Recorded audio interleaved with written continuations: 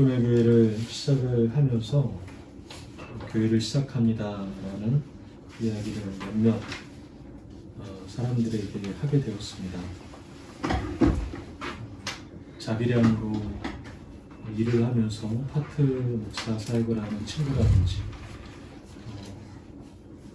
연락을 아주 오랫동안 못했지만 마음속에 늘 잘 지내고 있나 궁금한 선배 목사님이라든지 이렇게 수의 몇 분들에게 교회를 이렇게 기쁨의 교회라는 교회를 시작을 하게 됩니다. 이렇게 말씀을 드렸습니다. 그러면서 제가 가장 많이 들었던 질문은 무엇이었냐면, 그러면 그 교회의 비전이 무엇이냐라는 얘기입니다. 그리고 너의 목회의 철학은 무엇이냐 이렇게 얘기를 합니다. 그거는 제가 그분들에게 뿐만 아니라 사실은 여기 계신 우리 장로님과 또 우리들 모두에게 사실은 무엇인가를 먼저 얘기를 해야 되는 그런 상황이었죠. 또 그것을 말해야 되는 어떤 그런 상황이었던 것 같습니다. 그때 저는 뭐라고 얘기를 했냐면, 진솔한 예배를 드리고 싶다라는 얘기 하나랑, 또 하나는 아이들이 어른들과 함께 예배할 수 있는 그런 교회가 되면 좋겠다라는 다소 좀 어수선하게 대답을 했습니다. 그게 뭔지, 또 그렇게 하려면 무엇이 필요한지 잘 모르는 가운데 진솔한 예배가 과연 무엇을 뜻하는지 그렇게 생각을 많이 해보고 뱉은 말은 아니었습니다. 엄밀히 말하면 사실 저는 잘 몰랐습니다. 그때 저는 분명히 알지 못했습니다. 왜냐하면 왜 하나님께서 우리를 다시 개척이라는 이름으로 인도하시는지조차 사실은 잘 몰랐기 때문입니다. 왜 교회를 새롭게 시작하게 하셨는지도 하나님은 아실 텐데 저는 사실은 명확하게는 잘 몰랐다라고 말하는 게 저의 솔직한 고백이지 않을까 싶습니다. 어디로 나아가야 하는지, 무엇이 어떻게 될지 전혀 갈피를 못 잡기 때문이죠. 그뿐 아니라 저는 교회의 비전과 목회에 대한 철학이 단순히 목사 한 사람이 이렇게 무슨 표를 말하는 것처럼 말한다고 해서 꼭 그렇게 되는 것이 아니라는 것도 지난 몇 수십 년간 경험을 하게 되었습니다. 그러니까 이건 목사 한 사람 정하는 게 아니고 우리가 함께 예배하는 모든 이들이 함께 그리스도의 몸을 이루는 우리 모두가 함께 만나서 매주 함께 그냥 사부작 만나서 예배하고 또 이야기하고 이런 만남을 지속하고 반복되면 될수록 그 안에서 이 하나님이 우리를 불러 모으게 하신 이유가 또 목회에 대한 방향이 드러난다라는 사실을 어렴풋이 제가 생각을 했던 것 같습니다. 그럼에도 함께 무언가를 걸어가기 위해서는 어떤 지향이 필요한 건 사실이죠. 그래서 처음부터 몇 가지를 사실은 주고 뒷면에다가 이렇게 살짝 적어놨습니다. 한 3가지 정도를 적어놨는데 그 3가지에 대한 부분을 제가 좀 간략하게 나누면 좋겠습니다. 첫째, 우리 교회의 방향과 지향은 우리 교회의 머리이자 주인이 바로 예수님이시다, 예수 그리스도시다 라는 사실을 고백하는 바로 그런 공동체가 우리 기쁨의 교회이고 또 우리 성도, 또 우리들 모두입니다. 교회는 목사나 어떤 중직자의 몇 사람의 손에 의해서, 그래서 앞에 몇 사람이 그냥 다 좌지우지하는 것이 아니라는 얘기죠. 왜냐하면 교회는 하나님의 손길을 받아들이는 사람들, 그리고 교회의 모든 부분이 하나님의 통치가 기꺼이 전달되어지는가를 늘 세심하게 살피고 또 그러한 마음의 지향을 가지고 있는 사람들이 함께 모여서 세워가는 공동체가 바로 교회라고 저는 생각하기 때문입니다. 그러니까 공동체 안에서 목사와 또 목사가 아닌 다른 성도와는 차이가 없는 것입니다. 하는 역할이 다를 뿐이지 우리는 다 예수 그리스도를 우리의 주인으로 우리의 머리로 인정하는 하나님의 자녀들인 것이죠. 그것이 바로 우리 교회의 머리이자 주인인 예수 그리스도십니다 라는 고백의 품은 뜻입니다. 둘째는 교회가 참된 교회로 서기 위해서는 무엇보다 성령의 생명과 성령의 기운 속에서만, 성령의 다스리심 가운데서만 교회는 교회로 살아난다, 성도는 성도로 살아난다라는 사실을 또 마음속에 담아내게 되었습니다. 이 역시 지난 몇 수십 년 동안 확인하고 발견하고 이런 과정 가운데 나온 고백입니다. 저 자신의 다른 사람이 아니고요, 분들이 아니고 제 자신입니다. 제 자신의 지난 날을 돌이켜보면 성령을 따르기보다 자기의 의와 또 내 안에 있는 어떤 올바름의 기준이라든지 이런 여러 가지 것들로 미성숙한 상태에서 미처 그게 미성숙한 것이라는 조차도 알지 못하는 상황에서 굉장히 많은 시간을 지내왔다라는 것을 알게 됐습니다. 성숙하지 못하고 내가 아닌 다른 사람들을 계속 탓하며 살아왔던 저의 내면을 이 기쁨의 교회의 시작의 단계에서 하나님께서 보게 하셨고, 그리고 조용히 스스로를 성찰하게 하셨던 것입니다. 그 과정에 여러분들 모두가 저에게 도움이 되셨고, 저도 그 과정 가운데 이 교회가 시작이 되었다라는 것을 먼저 말씀을 드리고 싶습니다. 그래서 우리는 교회 가운데 렉시오 디비나와 침묵기도라는 것을 가지고 조금씩 배워나가는데, 이 배워나가는 이유와 목적이 무엇이냐면 성령의 인도하심을 우리의 삶 속에 받아들이는 방법을 우리가 배워나가기 위해서입니다. 교회를 시작할 때 더 많은 기도를 해야 될까? 그동안 우리가 얼마나 기도 많이 했습니까? 그동안 여러분 얼마나 성경 많이 보시고 얼마나 성경 많이 들으셨고 얼마나 많이 예배를 들으셨습니까? 더 많은 기도가 필요할까? 더 많은 성경 공부가 필요할까? 제 안에는 어떤 게 있었냐면, 그것도 중요하지만 스스로를 하나님 안에서 돌이켜보고 성령의 통치하심 가운데 온전히 우리가 거하고 머무르는 일들이 이 교회를 준비하는 시간 안에 저한테 스며들게 되었습니다. 그렇게 살아가면 하나님은 우리를 태초의 기쁨의 존재로 우리를 부르셨다는 사실을 우리가 기억하며 살아가게 될 것이다. 마지막 우리 교회의 지향 세 번째는, 교회는 고인물이 아니라 흐르는 강과 같다라는 얘기입니다. 끊임없이 변화하며 새로워지는 공동체이죠. 겉모습이 바뀌어지는 것도 변하겠지만, 그러나 우리의 마음이 늘 하나님 앞에서 그분을 향하여 지향하는 것은 마치 예수님께서 말씀하셨을 때, 승천하실 때 예루살렘과 사마리아와 유대 온 땅을 지나서 세상 끝까지 복음을 전하라고 하지 않으셨습니까? 거기서 예루살렘은 그들에게는 자신의 동네이죠. 익숙한 동네입니다. 그러니까 자기에게 익숙한 것을 늘 떠나서 자기의 익숙한 것을 늘 하나님 앞에 내려놓고 우리는 늘 하나님을 향하여 무엇이든지 시도하고 하나님 앞에 그 길에 서 있는 사람들입니다. 바로 이것이 고인물이 아니라 늘 떠남과 새로움을 향한 여정 가운데 있는 우리 기쁨의 교회의 세 번째 지향입니다. 정리하면 그렇습니다. 기쁨의 교회는 본질이신 예수 그리스도를 머리로 삼고 생명의 기원이신 성령을 따라서 끊임없이 새로움을 추구하며 살아가는 교회입니다. 또 그러한 사람들입니다 라는 얘기죠. 그 길에서 우리는 하나님이 기뻐하시는 교회다움을 경험할 수 있지 않을까라는 생각을 하게 되었던 것입니다. 이 세 가지의 교회의 지향이 가장 밑바탕, 저변에 깔려있는 핵심적인 말을 한마디로 표현하면 무엇이냐면, 교회의 주인은 사람이 아니고 하나님이시다라는 얘기입니다. 이것이 우리 교회의 출발이자 지향의 가장 주춧돌입니다.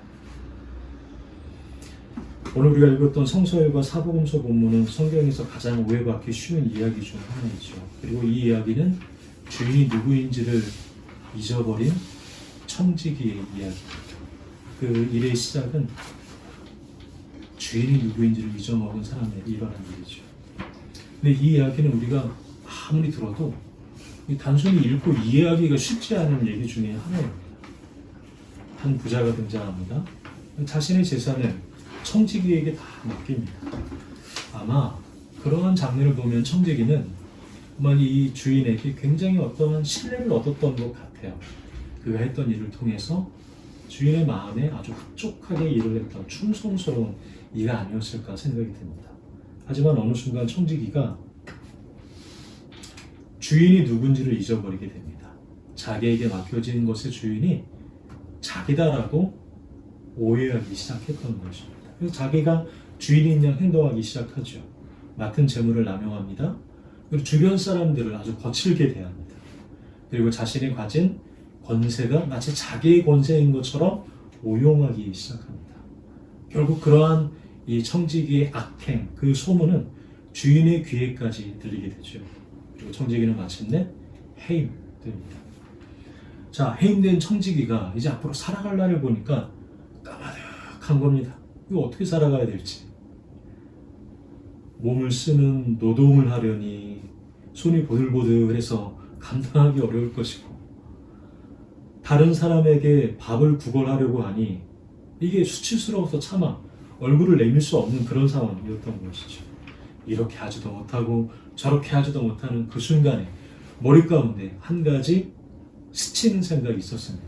그 생각이 무엇이었냐면, 그렇지, 아직 주인 말고는 다른 사람들은 내가 해임된 거를 아직은 모르지 라는 생각이 머릿속에 떠오르게 됩니다. 청지기는 그것을 이용하게 되죠.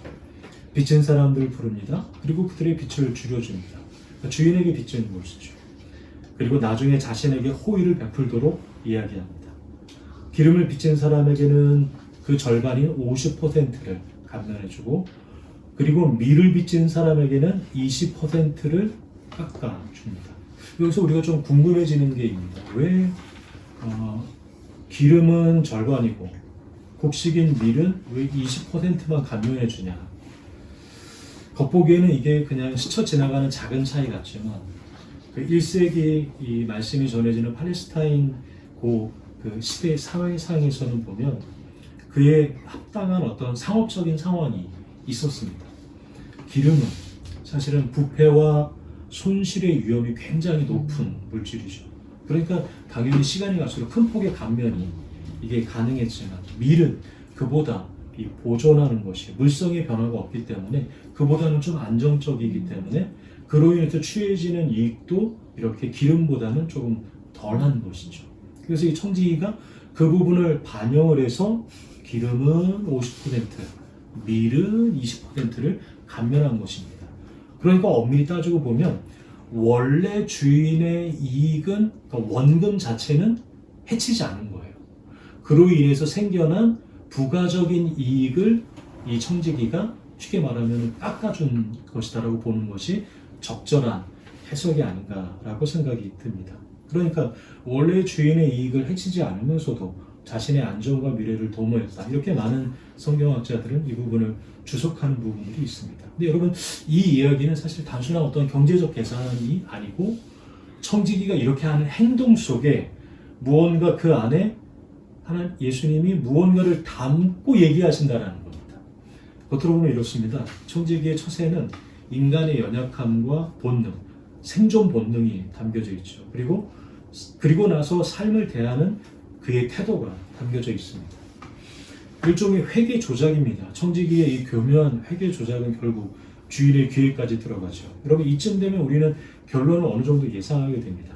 당연히 주인이 불러다가 아주 정신을 못 차릴 정도로 혼내겠다, 이런 생각을 상식대로라는 우리가 하겠지만, 거짓과 불의를 꾸짖으며 주인의 노여움을 터뜨려야 되는 것이 마땅함에도 불구하고 우리 예상과는 전혀 다른 이야기가 흘러가게 됩니다. 주인이 어떻게 하냐면 책망하지 않고 청지기의 재빠른 판단과 지혜로운 대처를 수긍하고 인정합니다. 그리고 오히려 칭찬하게 됩니다.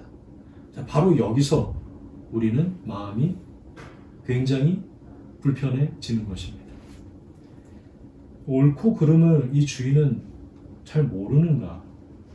그 선을 흐리는 것이 아닌가 생각이 들고, 누구나 생각하는 상식과 정의가 이게 왜 여기서는 이렇게 낯설게 느껴지는가라고 생각이 들기 때문인 것이죠. 그래서 우리는 이렇게 묻게 됩니다. 아니, 어떻게 거짓되고 파렴치한 청지기의 행동이 주인의 칭찬을 받을 수 있을까? 자기의 것도 아닌데 주인의 것을 마치 제 것인 것처럼 마음대로 조작을 해서 깎아준 이 청지기의 행동이 너무 이기적인 행동 아닌가? 자기의 살 길만을 궁리한 주인의 입장에서 보면 어떻게 칭찬할 수 있다라는 말인가? 라고 성경 자체를 우리가 멀리하게 되는 그런 생각까지 품을 수 있을 여지가 있는 부분입니다. 그러니까 상식적으로는 도무지 이해하기 어려운 얘기를 예수님이 지금 비유로 들려주시는 것입니다. 그러니까 우리의 상식으로 대하면 이 이야기는 무언가가 안 맞는다라는 것이 전제가 되는 것이죠. 여러분, 여기서 우리가 잊지 말아야 한 가지 사실이 있는데 그것은 무엇이냐면 이 대목이, 이 이야기가 바로 그 장르가 비유라는 것입니다. 비유. 예수님의 비유. 여러분, 비유라는 것은 무엇이냐면 단순한 교훈이 아닙니다. 그러니까 우화가 아닙니다. 비유라는 것은 무엇이냐면 비유가 가리키는 그 손가락 끝에는 항상 무엇이 가리키고 있냐면 하나님 나라가 그 비유의 목적으로 향하고 있는 것입니다. 그러니까 하나님 나라는 이렇다라는 것을, 하나님 나라를 일상적인 소재를 가지고 예수님께서 이것을 통해서 하나님 나라가 마치 그와 같은 부분이 있다라고 하나님 나라를 가리키는 이야기가 예수님의 비유인 것입니다. 그러니까 하나님의 나라의 질서와 이치, 그리고 하나님 나라의 백성들의 삶의 모습, 그리고 하나님 나라를 추구하는 사람들의 삶의 모습이 이 청지기의, 불의한 청지기의 모습과 같다라고 이야기를 하는 부분인 것이죠. 그리고 그 비유는 언제나 우리에게 선택과 결단을 요구하고 있습니다.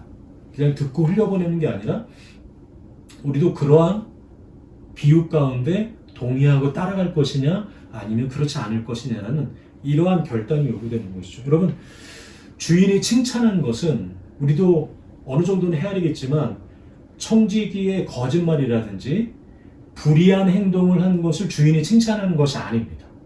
이 부분을 우리가 잊지 말아야 되는 것이죠.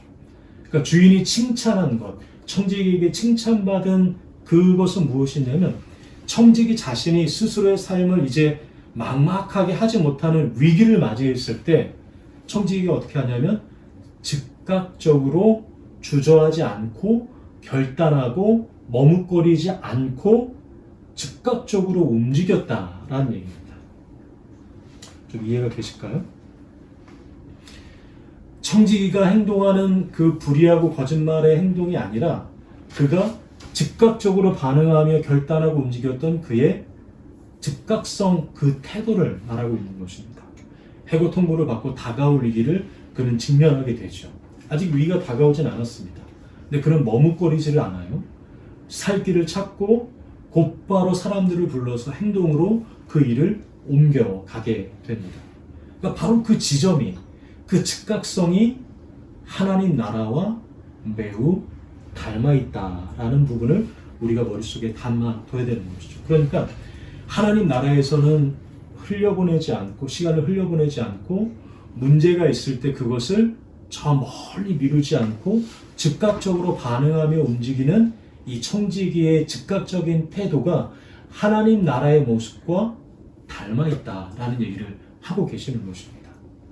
하나님 나라가 요구하는 결단은 늘 무엇이냐면 이러한 즉각적인 반응을 우리 가운데 요청하고 계시는 것이죠. 그러면서 예수님께서 그 즉각적인 반응에 무엇라고 좀 더 구체적으로 말씀하시냐면 9절에 비유를 마치시면서 결론적인 부분을 이렇게 요구하고 계십니다. 16장 9절입니다. 16장 9절을 같이 함께 읽어보도록 하시겠습니다. 시작. 그러므로 내가 너에게 말한다. 불의한 재물로 친구를 사귀어라. 그래서 그 재물이 없어질 때에 그들이 너희를 영원한 처소로 맞아들이게 하여라. 다시 한번 우리의 마음이 좀 불편해지고 갸우뚱해지는 부분입니다. 그냥 앞에 내용도 이게 어떻게 하나님 나라인 인가라고 갸우뚱하는 부분입니다. 예수님은 더 이상한 말씀을 하시죠. 익숙한 질서가 흔들리고 우리 마음속에 요동이 치고 내가 알고 있고 붙들고 있던 상식이 흔들립니다. 여러분, 그러니까 우리가 정말 하나님 나라를 마주하게 되면 좀 불편합니다. 그리고 우리가 정말 신앙의 세계로 한 발자국씩 걸어가면 무언가 불편해지는 것이 그것이 마땅한 것이죠. 주님의 말씀은 늘 그렇게 우리를 사실은 불편하게 우리를 이렇게 세우십니다. 낯선 길로 인도하시죠. 그때 그 어떤 약간의 불쾌감이 있지 않습니까? 왜 불쾌할까요? 왜냐하면 주님이 이렇게 표현하십니다. 불의한 재물 이렇게 표현합니다. 재물이 무슨 죄가 있는데, 돈이 무슨 죄가 있는데 이게 불의한 재물이라고 하는가? 지금 우리가 이 시대의 사람들이 얼마나 그토록 움켜쥐기 원하고 또 놓지 못하고 심지어는 목숨을 다 바쳐서 그것을 두고 행하는 대상이 재물인데 예수님께서는 마치 뜬구름 잡듯이 이렇게 얘기하는 것입니다. 그 불의한 재물이다 이렇게 말씀하시는 겁니다. 근데 더 마음이 불편한 것은 뭐냐면, 아니 그러면 그 불의한 재물을 버리라든지 이러면 이해가 되겠는데 뭐라고 말씀하시냐면 불의한 재물로 친구를 사겨라 이렇게 말씀을 하시는 것입니다. 이게 얼마나 목수님처럼 들립니까? 여기서 예수님이 말씀하시는 재물이라는 것은 단순히 돈만이 아닙니다. 여러분, 돈은 그 자체로 중립적인 것이죠. 선하지도 악하지도 않습니다. 하지만 그것을 쥔 사람의 마음과 목적에 따라서 이 돈이 목적이 되기도 하고 선한 통로가 되기도 하고 오히려 악한 무기가 되기도 하죠. 그런데 많은 사람들은, 심지어는 예수님께서도 돈은 중립적이라고 이렇게 우리가 알고 있지만 실제로 성경에서는 돈이 막강한 힘이 있다라는 것을 곳곳에서 인정하는, 그래서 유사신이라고 말하죠. 신과 같은 힘으로 사람들을 사로잡는 그것을 바로 돈이다라고 얘기합니다. 프랑스 신학자 자크 엘룰은 그의 책 돈과 권력에서 이 사실을 매우 단순하게 이렇게 지적합니다. 돈은 단순한 수단이 아니라 사람을 지배하려 드는 권세이다. 파워 이렇게 얘기합니다. 그래서 돈은 세상에서 가장 강력한 우상으로 불리게 되는 것이죠. 그런데 지금 예수님께서 그 재물을 가지고 불의한 재물 가지고 친구를 사귀라 말씀하시는 것입니다. 그러니까 우리가 어떻게 살아야 하느냐라는 것입니다. 그 돈에 매이지 않고 그 힘의 권세에 끌려가지 않으며 살아가는 길이 무엇일까라고 되물어볼 수 있는 것이죠. 그런데 성경이 오늘 본문에서 예수님이 하시는 말씀에 빗대어서 그 길을 찾으면 그 돈의 절대적인 힘에 끌려가지 않으며 살아갈 수 있는 유일한 방법은, 가장 좋은 방법은 바로 나눔이다 라고 말씀하시는 것입니다. 특히 예수님께서 불의한 재물로 친구를 사귀라 말씀하신 것은 아까 방금 전에 말씀드린 것처럼 단순히 재물만을 뜻하지 않습니다. 우리가 가진 모든 것은 우리에게 주어진 시간, 그리고 나누고자 하는 마음, 그리고 스쳐가는 작은 눈빛, 그리고 공감하는 끄덕거림까지, 그 모든 것들이 눈에 보이는 것과 눈에 보이지 않는 모든 것이 그 유형 안에 다 포함되어 있는 것이죠. 불의한 재물 안에 다 담겨져 있는 것입니다. 그 나눔을 통해서 어려움 속에 있는 이들에게 나의 것들이 흘러 들어갈 때 하나님이 그 작은 손길을 통해서 뭐라고 말씀하시냐면 구원의 길로 인도하신다 이렇게 말씀하시는 것입니다. 여러분, 이 말씀을 오늘 우리가 들어도 굉장히 도전이 되고 급진적인 말씀이지 않습니까? 우리는 이렇게 듣지 않았거든요. 우리가 가진 것을 나눌 때 그런 나눔은 그냥 몇 번, 한두 번 해보는 것이지, 그것을 통해서 우리가 많은 사람들에 의해서 구원의 길, 영원한 삶의 길로 인도함을 받는다? 여러분, 이런 말씀을 여러분들은 어떻게 예수님의 비유를 받아들일 수 있겠느냐라는 것이죠. 여러분, 그렇습니다. 세상은 계산과 힘의 법칙으로 굴러가지만 하나님 나라는 그와 반대로 거꾸로 흘러가는 강물과 같은 힘으로 존재하는 것입니다. 세상에서는 재물이 힘이고 힘이 안전이며 능력이 곧 성공이라는 공식이 통용됩니다. 그런데 오늘 예수님의 비유를 통해서 우리는 다른 법칙을 배웁니다. 하나님 나라에서는 약한 자와 소외된 자에게 그들에게 흘려보내는 것이 그것이 하나님의 나라 영혼으로 가는 열쇠이고 길이다라고 말씀하시는 것이죠. 그 나눔과 섬김이 하나님 나라는 이게 이치라는 것입니다. 우리에게 주신 모든 불의한 재물들, 내게 있는 그 모든 자산, 유형과 무형의 자산을 우리가 이 땅 가운데 하나님 앞에서 나눌 때 그 나눔이 하나님 나라에 즉각적으로 이행해야 하는 즉각성이 필요한 행동이다라는 것을 예수님께서 불의한 청지기의 비유를 통해서 말씀해 주고 계시는 것이죠. 세상의 기준으로 삼는 힘과 계산, 안정과 성공의 논리를 넘어서 하나님 나라의 힘은 이렇게 거꾸로 오르는 물길처럼 예상하지 못하는 방향에서 존재한다라는 것입니다. 간혹 집 앞 수로를 걷다 보면 금빛 수로라는 수로가 있는데요. 수로를 걷다 보면 나무와 풀이 굉장히 예쁘게 잘 정리되어 있습니다. 마치 홍지천을 걸을 때처럼 말이죠. 어느 날은 나무와 풀들을 쭉 보니까 나무와 풀들은 우리 눈에 보이는 것은 다 위로만 자라고 있지 않습니까? 근데 여러분, 나무와 풀은 원래 위로만 자라는 힘이 아니라 먼저 아래로 자라는 힘이 있어야 위로 자라는 그런 존재들입니다. 그러니까 어둠 속을 막 파고들지요. 그리고 단단한 흙과 돌들을 막 헤쳐가면서 뿌리를 아래로 먼저 내리게 됩니다. 여러분, 그 아래로 내리는 힘이 있어야지만 위로도 올라갈 수 있는 것입니다. 그러니까 생명은 언제나 두 방향으로 존재하는 것이죠. 하나님의 나라는 언제나 두 방향으로 존재하는 것입니다. 그런데 우리는 하나님의 나라를 내려가는 힘이 아니라 올라가는 힘으로만 알고 있는 것이죠. 나누는 힘이 아니라 취하는 힘으로만, 얻는 힘으로만 기억하고 있는 것입니다.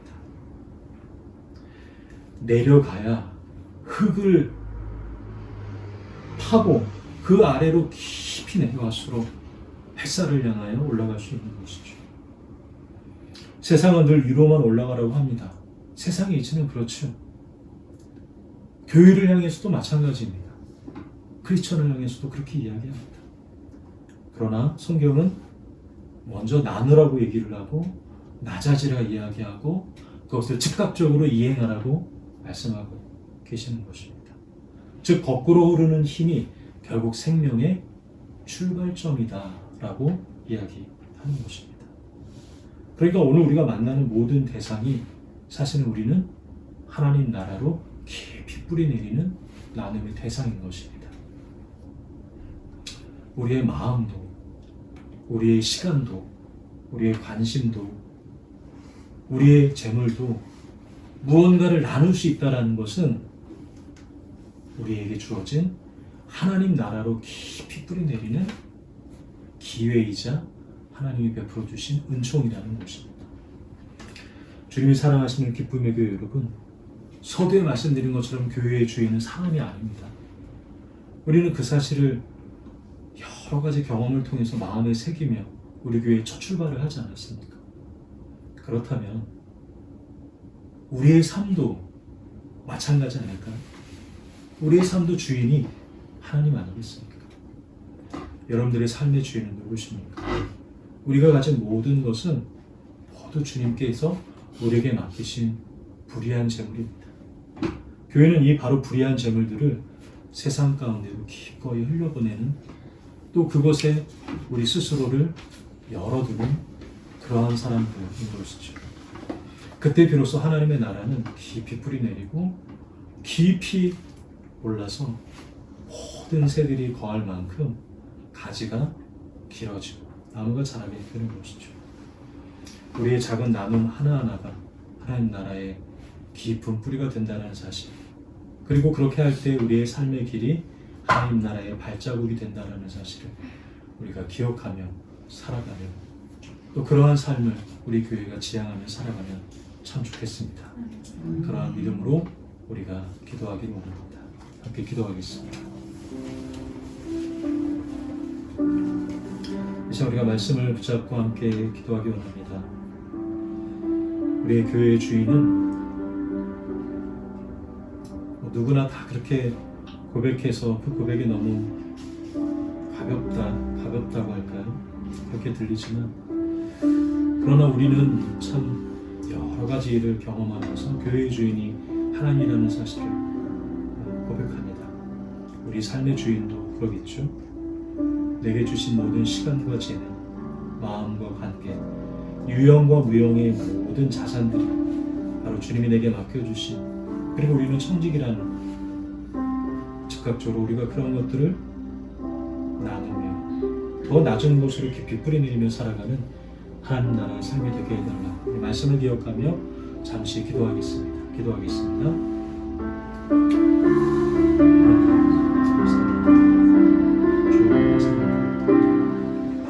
하나님, 우리가 맡은 모든 것의 주인이 바로 하나님이심을 고백합니다. 우리의 시간들, 또 재능, 마음, 또 여러 가지 관계들, 이렇게 보이는 것과 보이지 않는 그 모든 것들이 주님께서 우리에게 맡기신 선물이며 모든 불의한 재물이라는 사실을 우리가 오늘 다시금 듣게 되었습니다. 예수님이 그토록 즉각적으로 이행하기를 원하시면서 너희는 불의한 재물로 친구를 사귀라 하신 말씀처럼 우리도 세상 속에서 그것들을 나누며 사랑과 관심으로 세상과는 거꾸로 흘려보낼 때 하나님의 나라가 넓혀지고 주의 나라가 이 땅에 드러난다는 사실을 우리가 잊지 않게 하여 주시옵소서. 오늘도 우리의 마음과 손길이 하나님의 그 나라를 위하여 아래로 낮은 곳으로 깊이 뿌리내리며 이러한 행동이 지체하지 않고 반응하게 하시고 우리의 삶도 우리의 마음도 낮아지고 내려가고 나누고 거꾸로 흐르는 힘으로 살아가게 하여 주시옵소서. 예수님의 이름으로 기도드립니다. 아멘.